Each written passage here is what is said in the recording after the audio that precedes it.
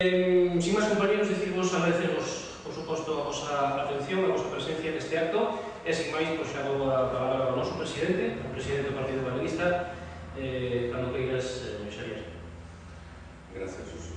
Gracias por a acollida antes que nada. A acollida no interior e no rural sempre é unha acollida cálida, porque é unha das cousas que nos motivos máis importantes que ten a xente, que como a min nace nos povos, vive o povo e vive esa realidade, sempre é unha acollida cálida, unha acollida ilusionada. E unha acollida non, comentaba fai uns días en Ourense, de que presentar un candidato nunca se presentan expectativas, non presentas unha esperanza de cambiar por certas cousas que non funcionan ben.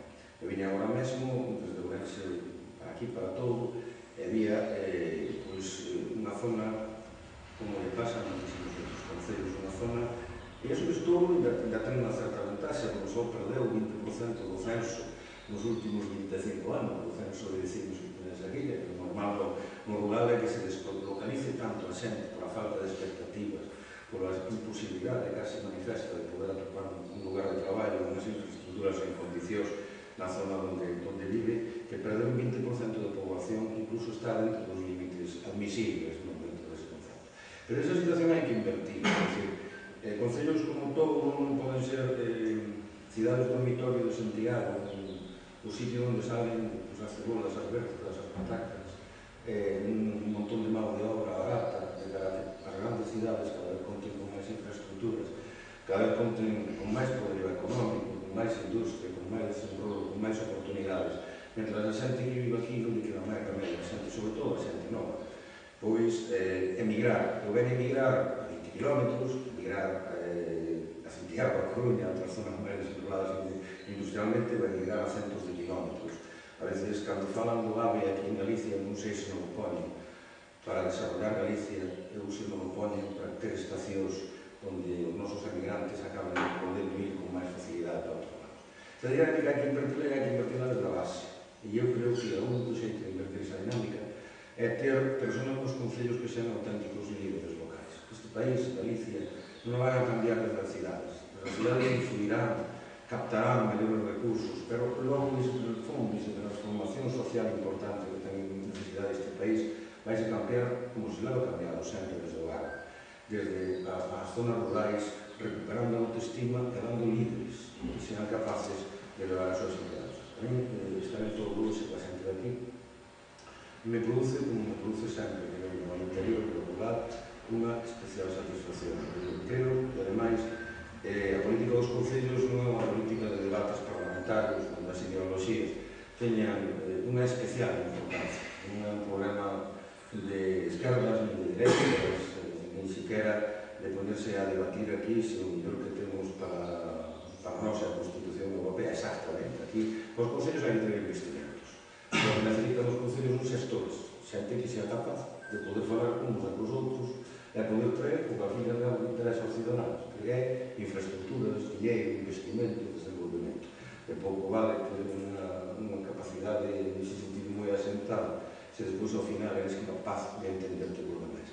Obviamente aquí en Galicia estamos tendo un problema moi importante, que é que nos concellos que goberna o Partido Popular non ten unha oposición. A oposición tamén forma parte do goberno do concello. Cada falamos sempre de gobernar o concello, sempre pensamos nos alcaldes nos que están ali, pero ter unha boa oposición significa axudar tamén, ainda que che dé moitísimo a lata e te presente moitas cousas, se non tens unha boa oposición, realmente estás perdendo posibilidades. Entón, aquí un problema que ten Galicia é que o goberno PP, con maioría absoluta, e o goberno BNG e o PSOE, que logo despois se leva a súa del mal en Files, e acaba tendo que gobernar o Partido Popular, porque os outros non se levan ben, non? Acabará ocurrindo na xente de Galicia, pouco por remedio, se non sabedes o que está pasando últimamente, non?